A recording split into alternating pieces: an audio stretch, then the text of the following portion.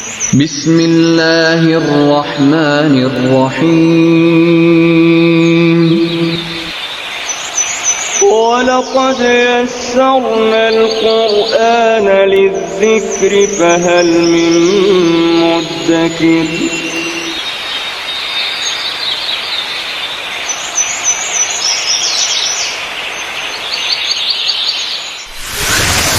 ألف باء تاء ثاء جيم حاء خاء دال ذال راء زاي سين شين. اعوذ باللہ من الشیطان الرجیم بسم اللہ الرحمن الرحیم الحمدللہ.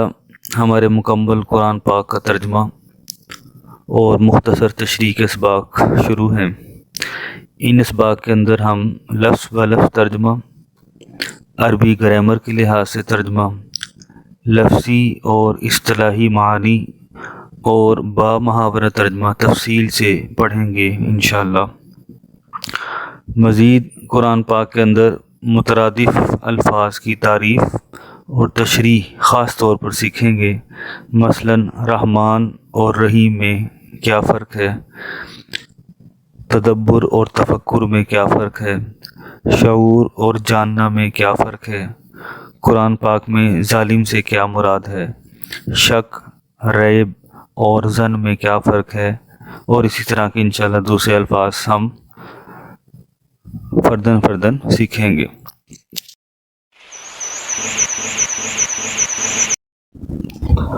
اعوذ باللہ من الشیطان الرجیم بسم اللہ الرحمن الرحیم.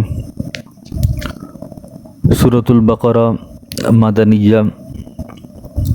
قرآن پاک میں 114 صورتیں ہیں اور ان 114 صورتوں میں 87 صورتیں مکی ہیں اور 27 جو صورتیں ہیں وہ مدنی ہیں. قرآن پاک جب ہم پڑھتے ہیں تو ہر صورت کے شروع میں لکھا ہوتا ہے کہ یہ مکیہ ہے یا مدنیہ ہے. مکیہ سے مراد وہ صورتیں ہیں جو ہجرت سے پہلے نازل ہوئیں، اور مدنیہ سے مراد وہ صورتیں ہیں جو ہجرت کے بعد حضور علیہ الصلوۃ والسلام کے اوپر وحی جو نازل ہوئی وہ 40 سال کی عمر میں نازل ہوئی. 13 سال حضور علیہ الصلوۃ والسلام مکہ مکرمہ میں رہے، یعنی 53 سال کی عمر تک. تو ان 13 سالوں میں جو صورتیں نازل ہوئیں وہ مکی کہلائیں، اور پھر حضور علیہ الصلوۃ والسلام مکہ سے ہجرت کر کے مدینہ چلے گئے. مدینہ جانے کے بعد جو صورتیں نازل ہوئیں وہ مدنی کہلائیں. اگر وہ مدینہ ہجرت کر کے چلے گئے لیکن پھر وہ طائف میں ہوں یا واپس مکہ میں ہوں لیکن وہ ہجرت کے بعد کے سفر ہوں تو وہ بے شک مکہ میں بھی موجود ہیں اور صورت نازل ہوئی تو وہ مدنی ہی کہلائی. تو سورۃ البقرہ قرآن پاک کی سب سے بڑی صورت ہے اور یہ مدنی صورت ہے. اس کے شروع کی آیت ہے الف لام میم. الف لام میم جو ہے وہ حروف مقطعات کہلاتے ہیں. مقطعات کا لفظ قطع سے نکلا، قاف توئیں عین. قطع کا مطلب ہوتا ہے کٹ جانا، قطع کرنا، کاٹ دینا. تو یہ ٹوٹے ہوئے الفاظ ہیں، ان کا آپس میں کوئی ربط نہیں ہے. اور جمہور علماء کی رائے یہ ہے کہ اللہ تعالیٰ ان کا جو معنی ہے وہ اللہ تعالیٰ کو معلوم ہے اور حضور علیہ الصلوۃ والسلام کو معلوم ہے، اور آگے ہمیں نہیں بتلائے گئے. حضرت ابو بکر رضی اللہ تعالیٰ عنہ اور عمر رضی اللہ عنہ کی رائے یہ ہے یہ جو حروف مقطعات ہیں یہ راز کی باتیں ہیں.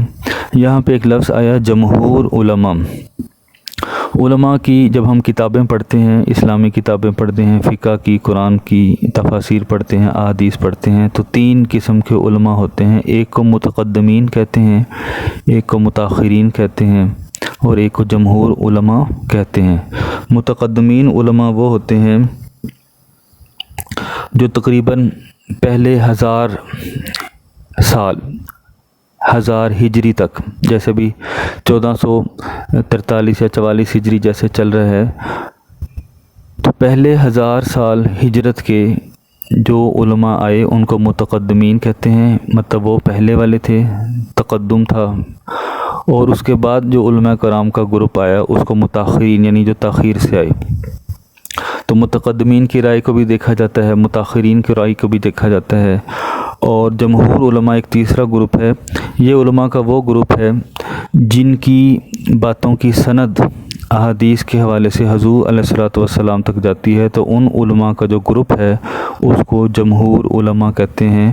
تو جمہور علماء کی رائے یہ ہے کہ حروف مقطعات کا علم اللہ تعالیٰ کو بھی اور حضور علیہ السلام دونوں کے ہے، امت کو نہیں بتایا گیا۔ ہمارے لیے حکم یہ ہے کہ ہم اس کی ٹوہ میں نہ جائیں اور واللہ عالم کہہ کر آگے نکل جائیں کہ اللہ نے جو چاہا وہی اس کی مراد ہے۔ آگے لفظ ہے ذالک الکتاب لا ریب فیہ ھدی للمتقین۔ یہ کتاب ہے، اس میں کوئی شک نہیں ہے، ھدی للمتقین، متقی لوگوں کے لیے ہدایت ہے۔ یہاں پہ جو الفاظ ہمارے سمجھنے کے لائق ہیں، ذالکہ، ذالکہ کا لفظی مطلب ہوتا ہے وہ یعنی دیٹ، اس میں اشارہ ہوتا ہے۔ ھذا ہوتا ہے یہ یعنی دس، ذالکہ کا مطلب ہوتا ہے وہ یعنی دیٹ۔ اب یہاں پہ قرآن پاک جب ہم ریڈنگ کرتے ہیں، تلاوت کرتے ہیں، تو قرآن پاک تو ہمارے سامنے موجود ہے، لیکن اس کے باوجود ہم کہتے ہیں ذالکہ یعنی وہ۔ تو اس کے بارے میں علماء کی جو رائے ہے وہ یہ ہے، ذالکہ کا لفظی مطلب ہے وہ۔ اب وہ جو ہے وہ دو لحاظ سے ہو سکتا ہے۔ عربی کے اندر دو لفظ ہوتے ہیں، ایک ہوتا ہے قبلو، قبل پہلے، ایک ہوتا ہے بعد، بعد۔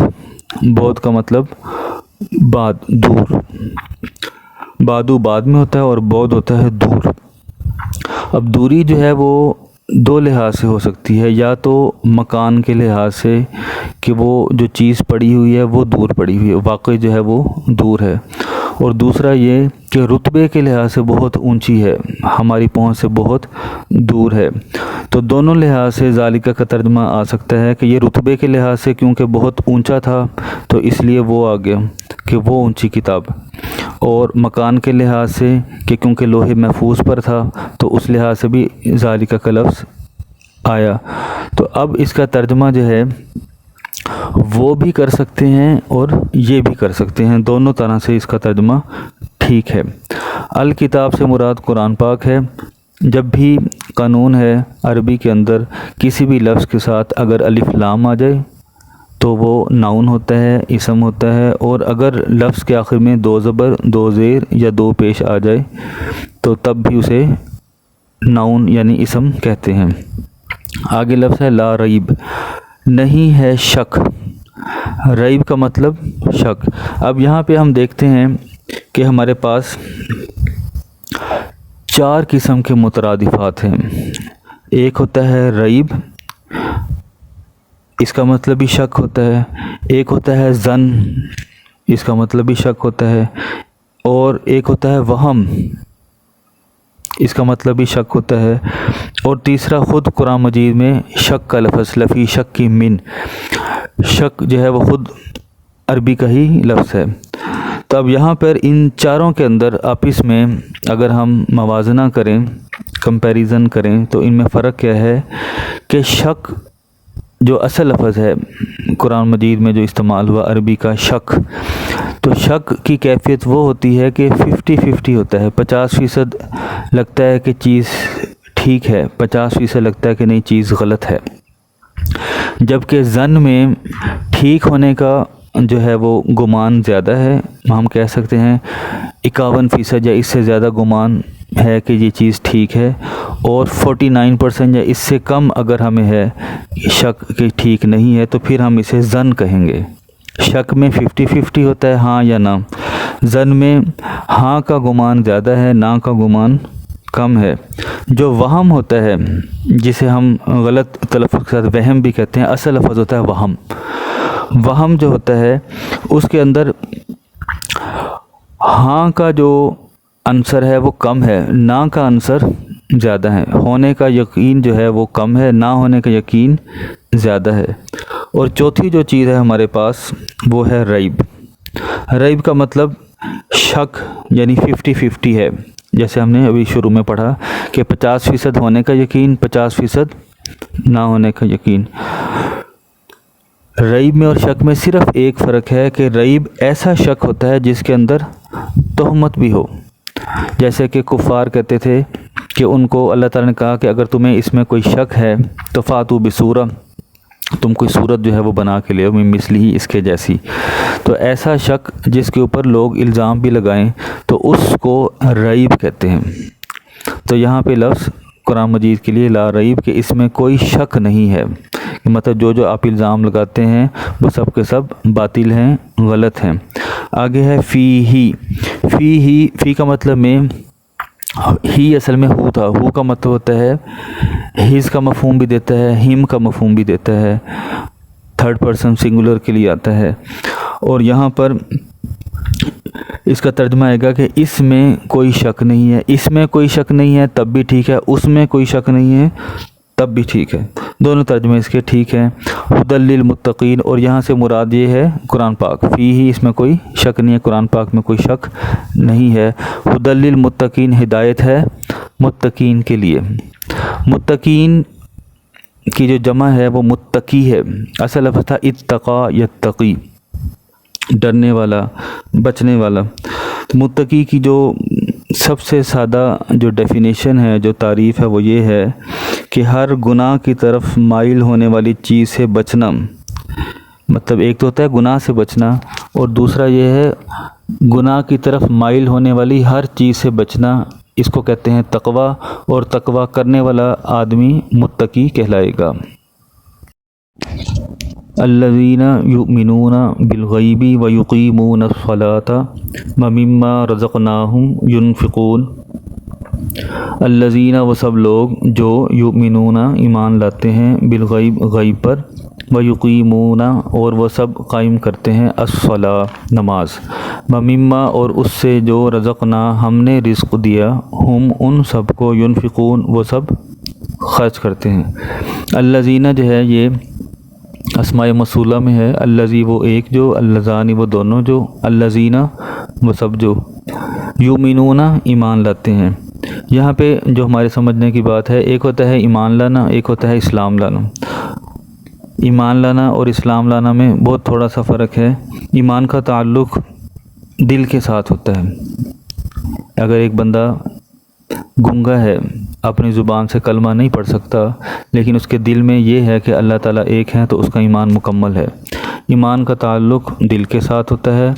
اسلام کا تعلق ظاہری اعضاء پر لاگو ہوتا ہے کہ وہ اسلام کے ارکان کو، نماز، روزہ اور جو زبان کی باتیں ہیں، جو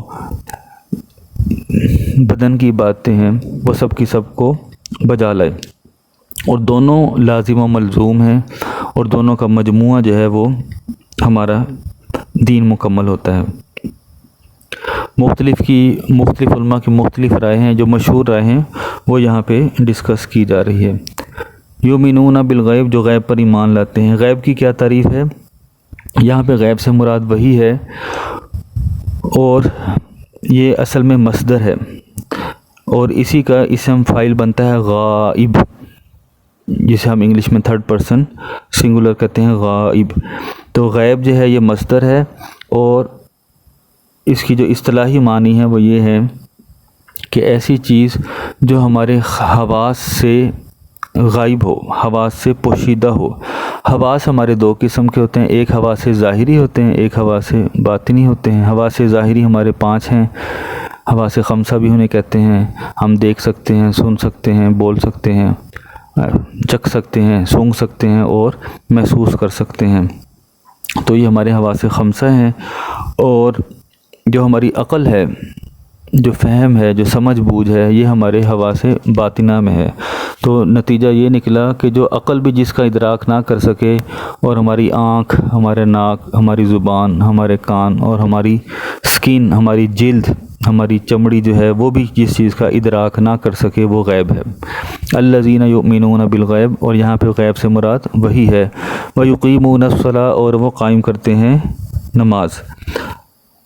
یقیمون کا لفظ اقامہ یقیمو سے نکلا۔ اقامہ یقیمو کا مطلب قائم کرنا، اور قائم کرنا سے مراد یہ ہے کہ جب ہم نماز پڑھتے ہیں، ہم رکوع کرتے ہیں، سجود کرتے ہیں، قیام میں کھڑے ہو جاتے ہیں، تحیات میں بیٹھ جاتے ہیں، تو ان کو کہتے ہیں ارکان۔ اس کی واحد ہوتا ہے رکن۔ ہر رکن کی پوری رعایت اور آداب کے ساتھ، یعنی دل کی عاجزی، خشوع خضوع کے ساتھ ہر رکن کو ادا کرنا نماز کا قائم کرنا کہلاتا ہے۔ وَمِمَّا رَزَقْنَاهُمْ يُنْفِقُونَ، اور ہم نے جو ان کو رزق دیا اس میں سے وہ خرچ کرتے ہیں۔ رزق کا لفظی مطلب ہوتا ہے حصہ، رزق کا لفظی مطلب ہوتا ہے حصہ، اور یہاں سے مراد جو ہے وہ مال ہے۔ اور اگر ہم اللہ تعالیٰ نے ہمیں جو صلاحیتیں دی ہیں، کوئی اچھا بول سکتا ہے، کوئی اچھا لکھ سکتا ہے، کوئی اچھا پڑھ سکتا ہے، تو یہ مختلف قسم کی جو صلاحیتیں ہیں یہ بھی اگر ہم رزق میں شامل کر لیں تو تب بھی ٹھیک ہے۔ جو اللہ تعالیٰ نے اس کو رزق دیا اس میں سے وہ خرچ کرتے ہیں۔ ينفقون کا مطلب ہوتا ہے خرچ کرنا۔ اس کا جو اصل لفظ تھا وہ انفق ينفق، انفق اس نے خرچ کیا، ينفق وہ خرچ کرتا ہے، ينفق وہ خرچ کرتا ہے، ينفقان وہ دونوں خرچ کرتے ہیں، ينفقون وہ سب خرچ کرتے ہیں۔